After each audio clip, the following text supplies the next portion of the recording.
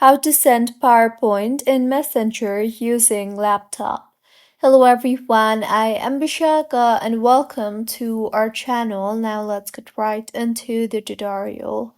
Firstly, go ahead and open Messenger on your laptop and make sure you are signed in.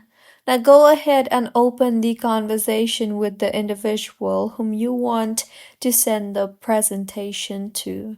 Once opened, you will see the album icon there right beside the microphone option. Tap on that and in the pop-up that appears, go ahead and select the presentation that you are looking forward to send.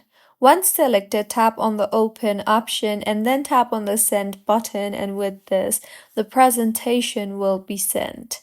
So, this is how you can send PowerPoint in Messenger using laptop. If you find this tutorial helpful, please like the video and do comment if you have any queries.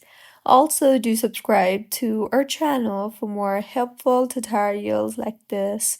See you on the next one.